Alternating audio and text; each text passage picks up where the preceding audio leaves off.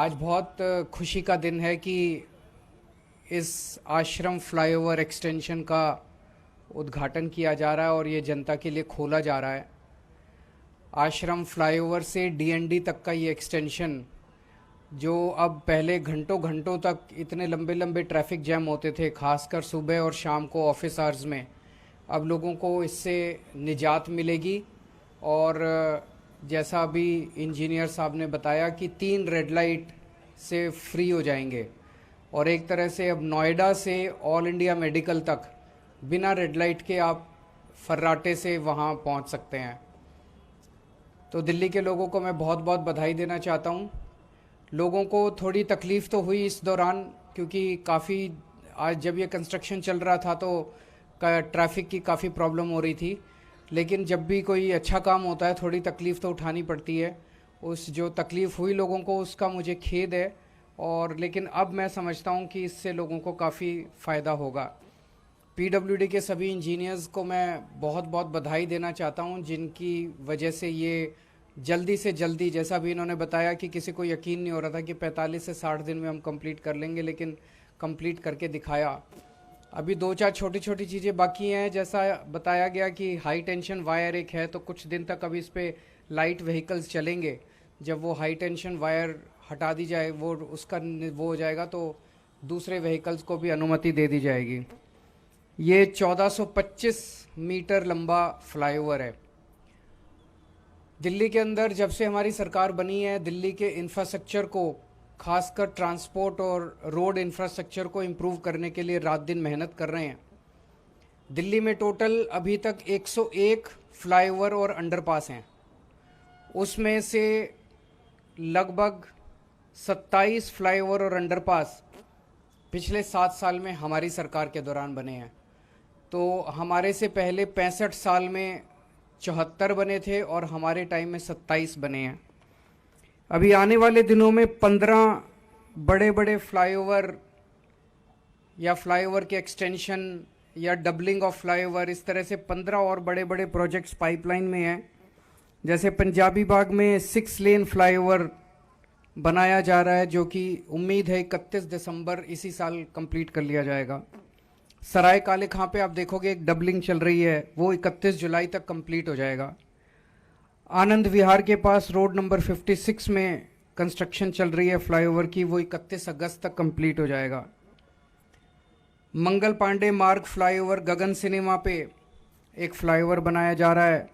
Doubling of flyover at Savitri cinema, Nehru place, rotary at Shalimar Bagh, Najafgarh Phirni, Maa Anandmayi flyover, Tripolia gate से Rani Jhansi flyover, east west corridor, north south corridor, elevated road from Wazirabad signature bridge to DND flyway, extension of Nehru place flyover to Modi mill flyover, LC12 railway over bridge at Kheda Khurd.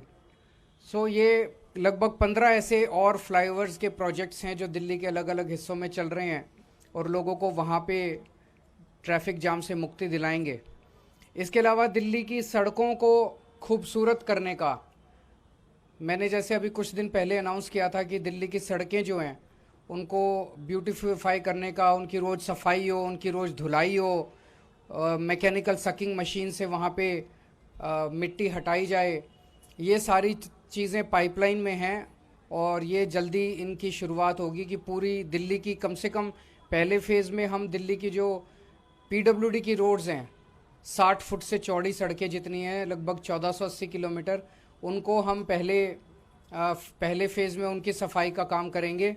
और beautification का आप देखेंगे आजकल पूरी दिल्ली में जब आप घूमते हैं, कई जगह अब ऐसी हो गई है जहाँ पे दिल्ली की सड़कें बहुत सुंदर दिखने लग गई हैं। कई जगह फूल पत्तियाँ दिख रही हैं, कई जगह अच्छी अच्छी लाइट्स दिख रही हैं। रात को अगर आप एक राउंड लें तो कई जगह काम शुरू हो गया है।